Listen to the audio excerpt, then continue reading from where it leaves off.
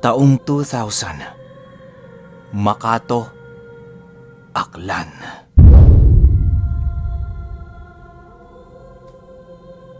Itong mga panahong ito, nasa 4 na taong gulang na ang anak ni Primo na si Nivera. Kaya Nivera ang pangalan ng babaeng anak ni Primo sa kadahilanang ito ang bagong usbong na singiw sa taong 2000.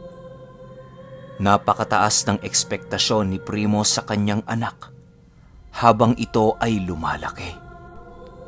Sa paglipas ng taon ay parang isang inang hayop si Primo kung makapag-ingat sa kanyang anak. Nagiging nanay na nga ito sa paningin ni Oming, gawa ng palagi itong nakabuntot kay Nivera. Pag-aalis ito sa kanilang tahanan, ay matinding habilin ang iniiwan nito sa kanyang asawa.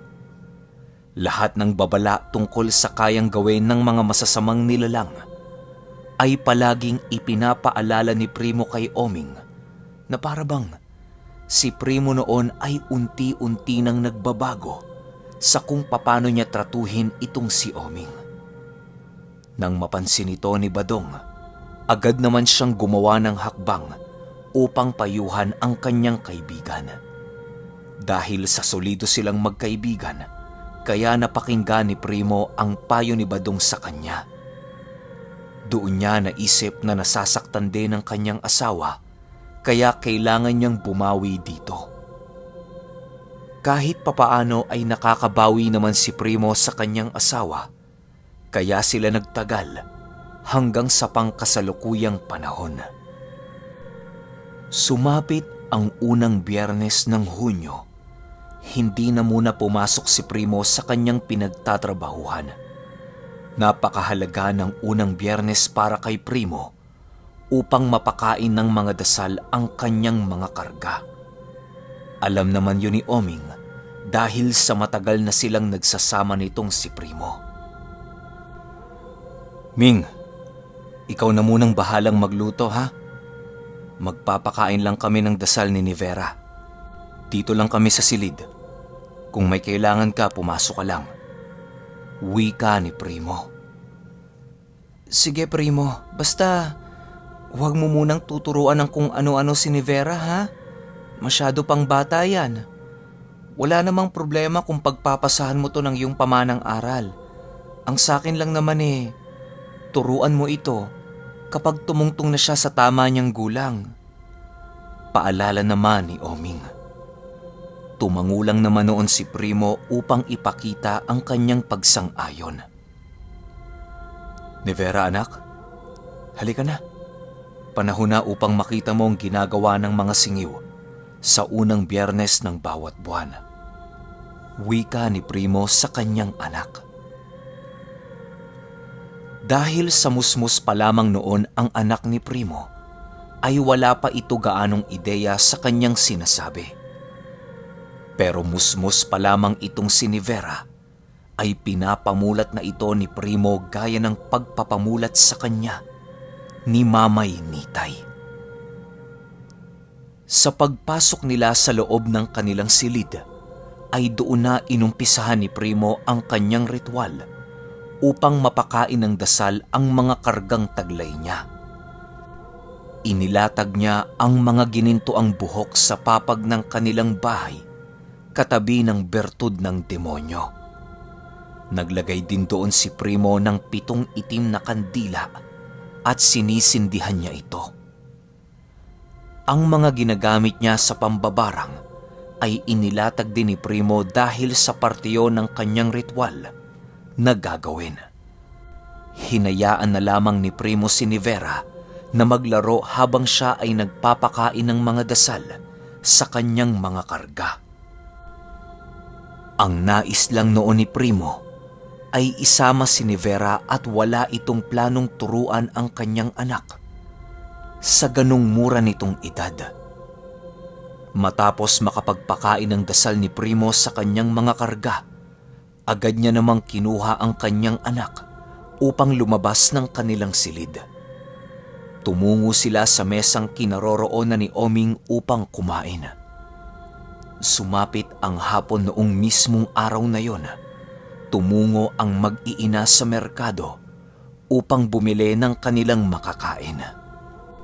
Habang sila ay naroon sa merkado, pansin ni Oming ang pang-iilag sa kanila ng kanilang mga kababaryo. Animoy meron silang nakakahawang sakit kung tratuhin sila ng mga ito. Hayaan mo na sila, Ming. Masanay ka ng palaging ganito ang sitwasyon tuwing madadapo tayo sa merkado. Dahil sa asawa kita, kaya pati ikaw ay pinangingilagan ng mga ito. Pasensya ka na, mahal, kung ganitong buhay ang iyong nararanasan sa piling ko. Pulong ni Primo sa kanyang asawa. Ayos lang yon, Primo. Mahal kita at tanggap ko kung ano ka. Hindi nababasa sa paningin ng iba ang buong pagkatao mo. Halika na, umuwi na tayo. Sagot naman ni Oming. Matapos nilang makabili ng isda, agad naman silang umuwi sa kanilang tahanan. Nagmamadaling umuwi doon sila Primo, gawa ng alam nilang bibisita noon ang matalik niyang kaibigan. Di pa man nakakalayo sila Primo, bigla itong napahinto sa kanyang paglalakad. Bakit, Primo? Tanong ni Oming. Di naman umimik noon si Primo at sumimangot lamang ang pagmumukha nito. Dahan-dahan itong tumingin sa kanyang likuran na para bang meron siyang gustong makita. Pagtingin ni Primo sa kanyang likod ay doon niya nakita ang isang lalaking tumatawa habang pinagpipintasan sila. Rinig na rinig ni Primo nang sinabihan ng lalaking yon ang kanyang anak na isa umanong demonyo. Kahit salita lamang ang binitawan ng lalaki, para kay Primo, isa itong malaking kasalanan. At ang kabayaran sa ganoong kasalanan ay kamatayan. Kasabay ng pagtitig dito ni Primo ay ang pagpapalipad hangin niya ng kanyang mga usal. Kahit anong pagsasalita noon ni Oming kay Primo, para bang hindi niya ito naririnig. Kung hindi pa siya kinalabit nito sa balikat, ay hindi pa mapapahinto si Primo sa kanyang pagtitig. Primo, ano bang nangyayari sa'yo? May problema ka ba? Nag-aalalang wika ni Oming. Oming, meron. Nakikita mo ang lalaking yan? Pinagtatawanan niya ng anak natin at sinabihan ng demonyo. Mamayang gabi, tuturuan ko yan ng leksyon na hinding-hindi niya malilimutan. Ang leksyon na ibibigay ko sa kanya, paniguradong matututo siya na hindi lahat ng tao ay pwedeng pagtawanan at hamakin. Galit na wika ni Primo. Dahil sa mga narinig ni Oming, pinili na nitong huwag magsalita. Alam niyang ganon ang ugali ni Primo kapag hinahamak ng mga tao ang sinuman sa mga mahal nito sa buhay. Kahit papaano ay natutuwa naman si Oming sa ugaling ganon ni Primo, sa kadahilanang kaya ni Primong ialay ang kanyang buhay para sa kanyang pamilya. Habang nakatitig ng masama si Primo sa lalaki, patuloy pa rin ito sa ginagawa niyang pagtawa at pakikipag-usap sa katabi niya. Nang tuluyan ng maglakad si Primo, ay halos manginig ang buong katawan nito dahil sa takot. Pagdating nila sa kanilang tahanan, kinarga niya pa si Vera bago niya ito ibigay sa kanyang asawa. Oming, pasensya ka na talaga kung ganito ang ugali ko sa mga taong mapanghusga at mapang-api. Naway, hindi mabago ang pagtingin mo sa akin noong una tayong magkakilala. Wika dito ni Primo. Kasabay ng pagwika nito ay ang pagdating naman ni Badong na merong daladalang pasalubong. May katandaan na noon si Badong gawa ng ilang taon na din ang lumipas nang naging magkaibigan sila ni Primo. Magandang hapon. Meron akong daladalang pasalubong para sa aking napakagandang inaanak. Masayang wika ni Badong. Napangiti lang naman noon ang mag-asawa nang marinig nila ang sinabi ni Badong. Agad namang pumasok si Badong sa loob ng bahay para iabot ang kanyang mga dalang pagkain. Sa paglipas ng oras ng pagbisita ni Badong, ay naging masaya naman sila. Kung ano-ano ang kanilang napag-uusapan noong mga oras na yon. Halos kasywal na si Badong makipag-usap kay Primo na para bang purong kadugo na niya ito. Hinahayaan lang naman ni Primo na ganon ang pakikitungo sa kanya ni Badong, gawa ng hindi na ito iba sa kanya. Masaya si Primong naging magkaibigan sila ni Badong, kahit magkaibang larangan at paniniwala ang kanilang tinatahak. Sa pag-alis ni Badong sa kanilang tahanan, siya namang pag-umpisa ni Primong manumbalik sa pambabarang. Halos magdadalawang taon na ang nakalipas nang huling gawin ni Primo ang ritual ng isang singiw. Hindi na gaanong mapusok noon si Primo sa pambabarang, gawa ng meron na siyang pinagkakaabalahang trabaho upang buhayin ang kanyang pamilya. Kung hindi kasi itutuon ni Primo ang kanyang sarili sa paghahanap buhay, ay paniguradong malulugmok sila ni Oming. Sa pagsapit ng tulugan ng mag-ina ni Primo, ay siya namang pag-umpisa niya ng kanyang ritual na gagawin. Ganon pa rin ang nakagawian ni Primo. Gamit-gamit niya pa rin ang bubuo upang makalikha ng isang pambabarang na labis na magpapahirap sa kanyang biktima. Medyo nahihirapan na siya noong bunutin ang kanyang ginintoang buhok sa kadahilanang matagal na itong nakakapit sa kanya. Pagkuha ni Primo ng 3 ginintoang buhok, ay siya namang paglitawan ng mga tikbalang na nasa ilalim ng kanyang pangangalaga. Masaya kami at nagdidiwang sa iyong pagbabalik, mahal na hari. Ano ang nais niyong ipagawa sa amin? Wika ng tikbalang paglitaw nito sa harap ni Primo.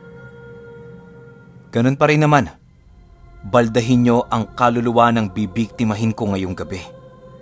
Iwan niyong humihinga at buhay na buhay. Nais kong pagsisihan niya ang itinawag niya sa aking anak sa loob ng 3 buwan. Sigurado akong tatanda na ang demonyong ito sa gagawin ko sa kanya. Sagot naman ni Primo.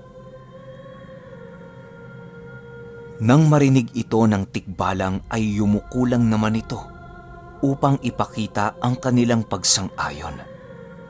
Agad din namang kinuha ni Primo ang bertud ng demonyo upang ilatag sa sahig na kanyang pinaggagawa ng ritual. Ibinuhos na rin niya ang itim na buhangin na siyang huhulma sa mga wangis ng bubuong kanyang tatawagin. Ang mga insektong malalangaw ang itsura ay inilagay din ni Primo sa gitna ng ritual upang maumpisahan na niyang gawin ito. Matapos niyang magawa ang ritual, ay ang muling pag-ahon ng mga bubuo sa mga buhanging inilagay ni Primo. Matapos ang mga pangyayaring yon, ay kinuha ni Primo ang mga bubuo at dali-daling pumunta sa kanilang kusina kung saan naroon ang kanyang kawang nakakakita ng ginagawa ng kanyang biktima. Nang masipat na ni Primong tulog ito, doon na niya pinakawalan ang mga bubuong kanyang nilikha. Kasabay ng pagtakbuhan ng mga bubuo sa ere, ay siya namang pagsunod ng mga tikbalang. Matapos ang mga pangyayaring yan, ay agad namang kinuha ni Primo ang bertud ng demonyo at ibinalik sa kanyang tadyang. Ganon din ang ginawa niya sa kanyang 3 ginintoang buhok upang hindi ito mawala sa kanyang pangangalaga. Nang mailigpit na ni Primo ang kanyang mga gamit, Maigi niyang pinakiramdaman ang pagsalakay ng kanyang mga bubuo. Nang mapasok na ng mga ito ang sistema ng biktima, biglang napahinga ng malalim si Primo at napangisi ito. Tumatawa si Primong mag-isa sa kanilang bahay nang naramdaman nitong namiminsala na ang kanyang mga bubuo. Animoy isa na itong ganap na baliw kung sisipatin. Ilang minuto pa ang lumipas, ramdam na ni Primo ang ginagawang pamiminsala ng mga tikbalang. Ang pamamaraan ng demonyo upang tagumpay nilang mabalda ang kaluluwa ng biktima ni Primo ay sa pamamagitan ng pagpasok nito sa panaginip ng biktima upang doon nila magawa ang kanilang nais. Sa oras na makapasok ang mga tikbalang ni Primo sa kanyang biktima, doon na ito unti-unting babangungutin.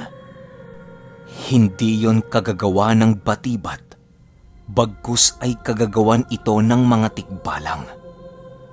Kayang patayin ng mga tikbalang ang biktima ni Primo kung nanaisin nila ito.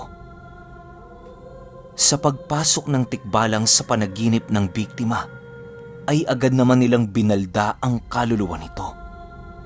Nang matapos na ang kanilang misyon, ay siya namang pananatili ng mga tikbalang sa bahay ng biktima upang mabantayan ang mga bubuong matapos sa kanilang ginagawa na pamiminsala.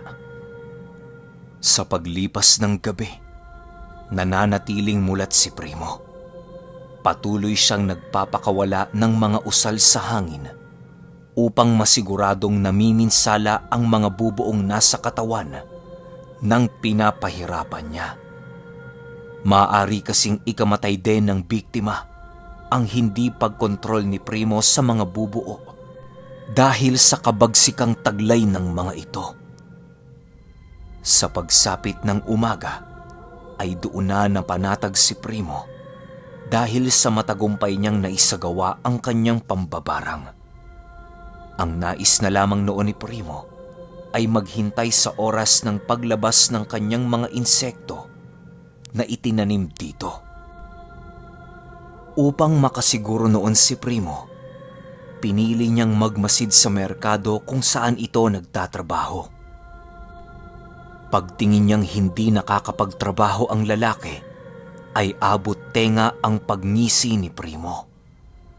Animoy nanalo ito ng napakalaking premyo dahil sa asal nito.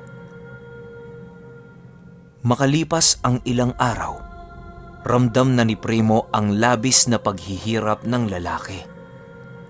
Merong mga albularyong tumutulong dito pero hindi ito nakikitaan ng banta ni Primo. Animoy ang mga albularyong yon ay walang alam sa kanyang kakayahan. Nais man niyang magpadakip dito upang makapaglaro, ay bigo si Primo sa kadahilanang hindi siya nagagawang matunton ng mga albularyo. Sa pagsapit ng hapon noong mismong araw na yon, biglang bumisita si Badong sa kanilang tahanan. Habang kalong-kalong ni Primo si Nevera, bigla siyang tinanong ni Badong ng, Primo, ikaw ba yun ang babarang kay Manong Ed? Kanina kasi, tumungo ito sa pamamahay ko at nanghihingi ng tulong eh. Noong una, hindi pa ako kumbinsidong sa'yo galing ang sakit na yon. Pero nung maramdaman ko ang mga tikbalang, ay doon ko napagtanto na ikaw nga ang may gawa. Tinanggihan ko yung Primo, alang-alang sa pagkakaibigan natin. Alam kong hindi ka gagawa ng masama kung hindi ka naunahan. Kahit papano'y nararapat lamang ang parusang yun sa kanya dahil sa mga pandarambong at panlalamang niya sa kapwa. Wika ni Badong. Wala akong pakialam sa kung anong gawin niyang di ka nais-nais, Badong. Ang sa akin lang, mabigyan ng hustisya ang panghuhusga niya sa amin at pagtawag ng masama sa aking anak. Di niya naisip na ang anak kong to ay mas mahalaga pa sa aking buhay.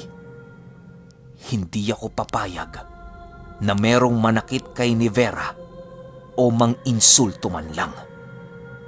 Sagot naman ni Primo. Seryosong seryoso noon si Primo, kaya ramdam ni Badong ang takot dito. Kahit matagal na silang magbarkada, ay hindi pa rin nawawala ang takot ni Badong sa tuwing nagiging seryoso na itong si Primo.